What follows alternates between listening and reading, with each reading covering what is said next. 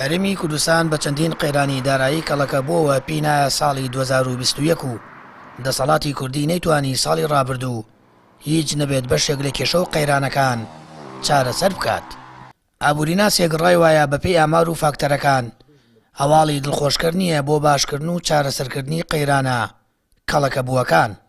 ئەوەی کە تایبەت بێ بە هەرێمی کوردستانەوە وەکوی کە خوێنی ئەلانەکەن 28 ملیار قەرزارە و قەرزاری ناوخۆییشی هەیە هینی فەرمانبەران و سەرەت لەگەڵ ئەوە شاشکستێکی گەورەی دیبلۆماسی بەدەستێنەوە لە بەرامبەر بە حکومەتی ناوەندیە و پاشان ئەو ناشەفافێتی و ناڕوونەی کە لە داهاتی نەوت و هەروەها کۆکردنەوەی خاڵە سنووریەکانە هەیە و ئەو ناوکۆکیە بەردەوامی و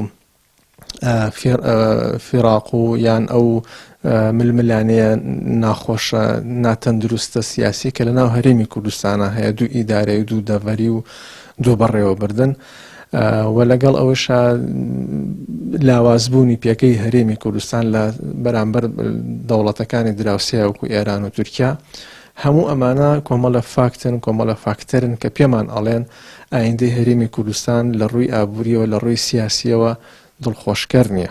لەگەڵ ئەوەشە کە من باوەڕم بە پەخشکردنی کە ئابوو ناخۆشینە بەڵام بەداخەوە ئەو شتانی کە ڕوبەڕوومانە بنەوە ئەو داتا و زانیاریانەی کە هەواڵمان پێدەن بۆ ئایندە ناتوانین لەسەر ئەوە بنیادی خەونێکی جوان بنیاد بنین لە هەرێمی کوردستانە. عێراق و هەرێم سەر ڕایبوونی سامانی سروشتی و فرۆشتنی نەوت لە ساڵانی ڕابردوودا و بوونی هاوکاری نێودەوڵەتی، بەڵام مردوو لایەن بڕاپارەیەکی زۆر قەرزارن و هەر لەگەڵ هاتنی کۆرەنا و داوەزینی نرخی نەوت بە خێرایی تووشی گەورەترین قەیرانی کورتێنانی بووجەبوونەوە.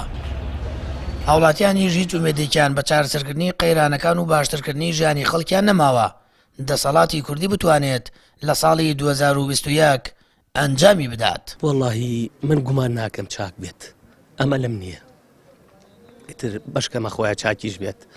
نازان بڵێم چی حکومەتەکەمان حکومەتێکی گەندەڵە. وەڵایی باش نییە، وەزعی خەڵک زۆر خراوە، لەمە خراپتریش ناوێت.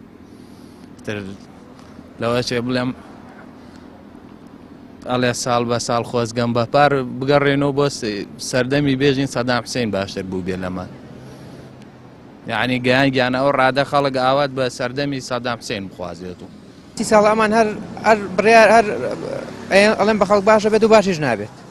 بەسی ساڵ چاکی نەگەن بخوا بەسی کێش چاک نابێت، ئەو قەرزەی بۆ نادرێتەوە چونکەوان خەریکی دزین و هەتا دزیش بکەنەوە وەسیعم وڵاتە باش نابێت. وەڵا خۆی لە حقیقەتە ئێمە قەیرانی حکوومەتمانەیە، حکوومەت نییە بۆی قەیرانەیە، لە حقیقەتە حکوومەت نییە، حکوومەت دەبێ قەیران نییە. قەیرانی چی؟ ئەو هەموو نەوتەوە موگمرگە قەیرانی چی؟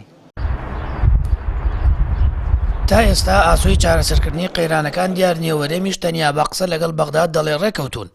لە ئێستاشدا بەپێی هەندێک ئامار عێراق بڕی 62 ملیار دۆلار و هەرێمی کوردستانیش بڕی 28 ملیار دۆلار قەرزارە کە بەشێکی پابەندی دارایی فەرمانبەران و بانکەکانی ناو خۆیە. ئەم ژمارەیە لەگەڵ هەڵاوسانی نرخ و دابەزینی بای دینار بەرامبەر دۆلار لە ساڵی نوێدا لە بەردەم بەرزبوونەوەی زیاتردایە و بارودۆخی هاوڵاتیانیش تا دێت بەرەو خراپتر دەچێت. سامان فەتاح، کەناڵی ئاسمانی پەیام، هەڵەبجە.